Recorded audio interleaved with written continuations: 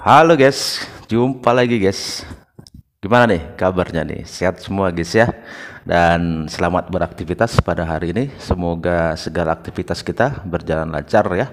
Tidak ada halangan apapun serta pastinya keluarga juga ya guys di rumah selalu sehat dan serta semoga kita selalu dilimpahkan berkat rezeki oleh Tuhan yang Maha Kuasa. Kalau kita berbicara Malaysia, pasti yang ada, yang kita ingat, yang kita selalu buat kesal, mereka selalu mengklaim budaya kita ya. Selalu saja menarik-narik kita sebagai bagian dari mereka. Padahal mereka adalah negara kecil yang makin terjepit ya oleh pendatang asing dan warga asing.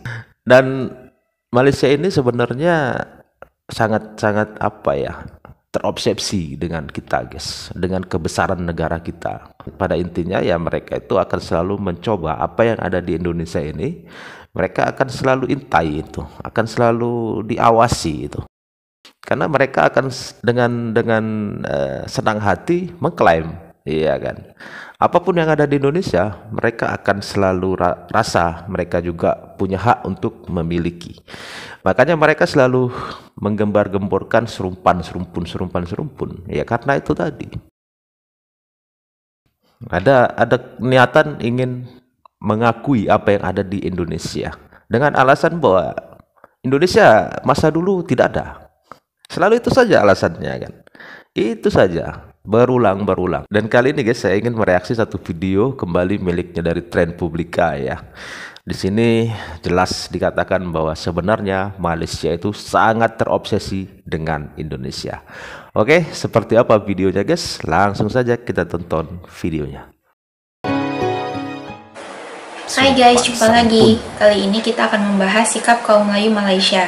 Rupanya mereka masih terus-menerus terobsesi dengan Indonesia. Sebagian kaum Melayu Malaysia ingin sekali mengikat Nusantara dengan konsep politik mereka, yakni Melayu Islam. Sikap seperti itu muncul mungkin karena mereka merasa terjepit di Malaysia sendiri. Mereka juga kelihatan amat terobsesi dengan besar dan luasnya Indonesia sebagai pasar sekaligus wilayah yang kaya dengan hasil bumi. Ada video menarik mengenai hal ini. Yuk kita simak ya. Pembangunan kuasa nasional, kalau sekiranya tidak mengambil faktor-faktor serantau, sebenarnya kita tak akan mampu untuk bangunkan dengan maksima. Sebaliknya mesti ada satu kerjasama dengan negara-negara jiran, terutamanya serantau ni. Jadi daripada situ kita dapat bangunkan bersama. Termasuklah dalam masalah penggunaan sumber tenaga manusia. Kan kita tak ramai kan penduduk Malaysia ni dalam 30 juta lebih, orang Islam dalam beberapa belas juta saja. Jadi sampai sekarang pun kita masih bergantung kepada tenaga daripada Indonesia kan, dan Indonesia ada berapa ratus juta orang Islam dekat sana. Jadi kalau sekiranya kita bangunkan kuasa nasional di Malaysia dan kemudian kita tak berjaya pasar kan di Indonesia, sebenarnya kita tak akan dapat untung. Kan? Jadi dekat situ kita tengok contoh paling mudah. Kita buat, Malaysia buat filem Upin, tapi yang kaya orang Indonesia, dia tak buat filem, dia buat t-shirt je. Jadi dia buat t-shirt Upin, produk-produk tu, tapi dia jual di seluruh Indonesia. Kan, jadi akhirnya dia lagi kaya daripada penerbit Upin. Kan, jadi ini adalah merupakan benda-benda yang kita kena fikir secara sungguh-sungguh. Jepun buat Doraemon kan, Indonesia dia buat telekung budak Doraemon. Jadi laku dekat sana. Ada telekung warna biru, bila pakai jadi Doraemon. Jadi maknanya dekat situ kita melihat pasaran Indonesia ni sebenarnya adalah merupakan pasaran yang cukup besar di samping sumber tenaga manusia tu lah. Kan, ASEAN. Kerjasama ASEAN amat terbatas kepada hanya beberapa kerjasama saja. Dia tak pergi pun kepada kerjasama ekonomi yang apa orang kata yang efisien, tak pergi pun. Dia mungkin cuma pergi kepada sikit-sikit ada isu bahasa, sikit-sikit ada isu kebudayaan. Jadi kita cuma menyentuh dalam Persatuan ASEAN ni, cuma menyentuh perkara-perkara yang apa orang kata yang terlalu asas sangat. Kan, dia tak pergi kepada kerjasama mendalam. Dia kalau pergi kepada kerjasama mendalam, sepatutnya ASEAN boleh mewujudkan mata wang sendiri. Dan kita boleh berdagang sesama ASEAN saja tanpa perlu kan pergi kepada negara lain. Ustaz, adakah ini menunjukkan kita sebenarnya dah terikut dengan negara-negara besar ni macam China, Barat, US? Ini semua ni sebenarnya adalah hasil dan juga kesan daripada satu penjajahan yang panjang. Apabila kita merdeka, kita terikat dengan banyak perkara yang mungkin sebahagian daripada masyarakat di Malaysia ni tak faham. Tak faham tu sebab apa? Sebab ada perjanjian-perjanjian yang mungkin di belakang tabir yang mengikat. Yang mengikat kita ni menyebabkan akhirnya kita terkongkong dalam itu. Sebagai contoh yang paling contoh. Kenapa Malaysia perlu duduk dalam apa orang panggil sebagai Ikatan Commonwealth? Dia memberikan satu mesej bahawa Malaysia kena tunduk kepada British. Kan walaupun sudah merdeka, dan asal dulu sebenarnya tidak ada perkataan Commonwealth. Mana ada perkataan Commonwealth? Dulu sukan Commonwealth tak ada nama sukan Commonwealth. Yang ada adalah sukan negara-negara jajahan British. Sebenarnya kita terikat dengan beberapa budaya dalam Commonwealth. Termasuklah undang-undang, termasuklah perjanjian-perjanjian dagang. Dan kenapa contohnya kita masih menghantar student ke UK untuk belajar? Adakah universiti di Malaysia tak cukup untuk menjadikan mereka doktor pakar, tak cukup untuk menjadikan mereka engineer yang bagus? Sebenarnya cukup. Kan? Jadi di situ saya yakin ada sesuatu yang berlaku di belakang tabir yang menyebabkan akhirnya kita terikat dalam bentuk-bentuk yang seumpama itu. Kalian kan termasuklah juga dengan China. Gimana? Kan, jadi dekat sini kan kita bukan kita bukan membenci ataupun memusuhi negara-negara itu. Kita bukan anti barat ataupun anti China. Tetapi apa yang kita mahu adalah kita mahu supaya negara kita ni kan bebas menentukan ke mana sumber yang kita nak gunakan sepenuhnya. Ya nggak bisa. Kalian kan negara persemakmuran Inggris. Ya kalian harus sebagian besar harus ikut aturan Inggris. Beda dengan kami Indonesia. Indonesia ini bebas aktif. Perlu pencaturan daripada luar. Bukankah sebenarnya kalau kita menyebut berkenaan dengan konsep negara bangsa, sudah pastinya ia satu beri kebaikan lah sebenarnya kepada negara kita. Saya berikan sedikit perbezaan di antara konsep negara bangsa Cina dengan konsep negara bangsa yang kita pakai. Okay, Satu konsep dalam agama kita ni, kita ada konsep ummah. Ummah ni maksudnya ummah maksudnya adalah kesatuan orang-orang Islam tanpa mengira dia punya latar belakang. Mana selagi dia Islam, maka dia adalah satu ummah.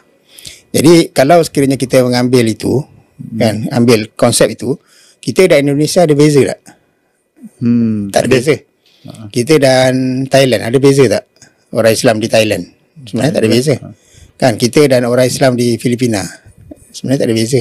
Bahkan sebenarnya dulu Filipina adalah negara Islam, bukan Mindanao saja.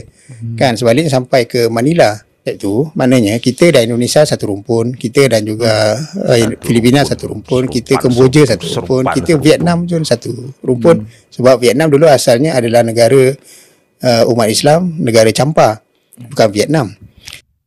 Begitulah cara berpikir kaum Melayu Malaysia. Mereka tetap pada pemikiran yang aneh dan ideologi Melayu Islam. Pemikiran mereka tak semata berdasar ideologi, tapi juga motif ekonomi. Pertanyaannya adalah, kalau sekedar ingin bekerja sama ekonomi seluas-luasnya, kenapa harus bersifat ideologis atau membawa-bawa Melayu Islam? Kalau sekedar ingin bekerja sama ekonomi seluas-luasnya, kenapa harus bersifat ideologis atau membawa-bawa Melayu Islam? Yuk kita simak lagi ya. Iyalah, bener nih kata kakak. Bila datang konsep negara bangsa ni, akhirnya kita dipecah-pecahkan ikut tempatan. Ya, jadi oleh kerana kita orang Melayu yang duduk di tanah Melayu, jadi kita jadi warga negara tanah Melayu. Kemudian dicampurkan dengan China dan India, kan, lalu kita pun bersatu atas nama kewarganegaraan. Kan, jadi kita disatukan dengan China dan India atas dasar apa? Atas dasar ummah tak boleh nak satu dengan China bukan Islam dan juga India bukan Islam, kan?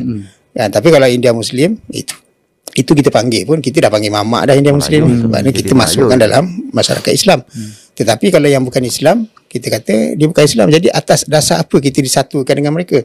Itulah atas dasar kewarganegaraan. Ini konsep yang kita pakai sekarang. Jadi sebab tu, bila sebagai contoh,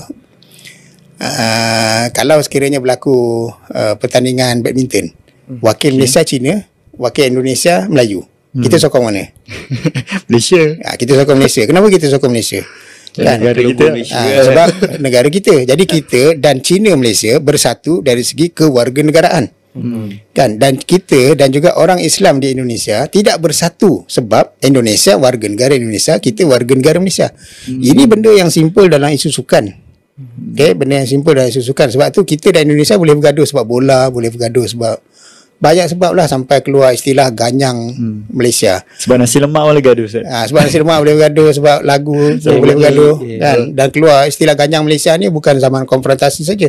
Sampai sekarang pun masih keluar.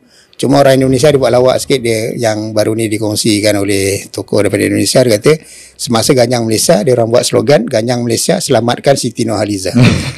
Jadi itu slogan masa tu kan. Jadi dekat sini kenapa akhirnya kita berbeza dengan Indonesia? Puncanya sebab kita rasa kita negara bangsa Malaysia. Indonesia rasa dia adalah negara bangsa Indonesia. Jadi akhirnya dia bawa kepada pertelingkahan yang besar dalam isu, contohnya dalam isu apa yang dipanggil sebagai isu-isu sempadan. Kita bergaduh dalam isu ambalat. Dan kita bergaduh dalam banyak lagi isu sempadan yang lain dengan Indonesia. Tetapi yang contoh yang diberi tadi iaitu berkenaan tentang China. China betul dia bangunkan negara bangsa dia. Tetapi China dia ada konsep dia. Dia ada fahaman dia.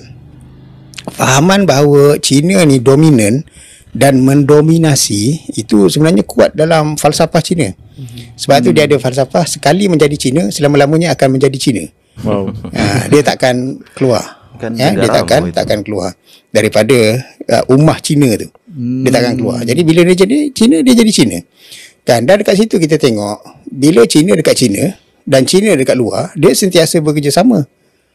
Kan, kenapa dia sentiasa bekerjasama? Sebab dia satu rumpun. Sebab dia Cina, Ustaz. Sebab dia Cina. Kan, jadi dia Cina. Dia tidak menghilangkan konsep ummah Cina. Kan, jadi maknanya sebab tu minta maaf saya sebut contoh macam kerjasama antara China Malaysia dengan China kuat tak? Kuat. Kan, kemudian jadi ini yang kita dari segi kuasa nasional sebagai Nusantara kita rugi sebab akhirnya kita kata kita orang Malaysia, orang Indonesia fikir sendirilah masalah Indonesia, orang Singapura fikir sendirilah masalah Singapura, orang Fatani fikirlah sendiri masalah Fatani. Sumber tenaga manusia pun kan, perkongsian sumber tenaga manusia pun sebenarnya adalah merupakan sesuatu yang kita memang tak boleh nak bangunkan negara kita ni tanpa kerjasama daripada luar. Sebab contoh kemahiran bertukang itu banyak di Indonesia yang lain. Jadi sebab tu kalau kita dapat bangunkan semua kepakaran itu bersama, sebenarnya kita boleh jadi satu daerah yang tak bergantung kepada mana-mana pun. Begitulah obsesi kaum Melayu Malaysia yang selalu mereka gaungkan. Kaum Melayu Malaysia seperti kaum yang kebingungan. Seharusnya mereka berkonsentrasi menata negara Malaysia sendiri. Mengenai kerjasama ekonomi di Asia Tenggara, hal itu amat mudah dilakukan. Dan ini bukan urusan Melayu Islam. Namanya kerjasama ekonomi, hitung-hitungannya tentu manfaat ekonomi bagi setiap negara, bukan urusan Melayu Islam. Jadi, ideologi menjadi kurang relevan dalam kerjasama ekonomi. Sekali lagi, ideologi kurang relevan dalam kerjasama ekonomi. Terima kasih sudah menonton sajian kami, sampai jumpa lagi. Obsesi kalian itu mengada-ngada, ya.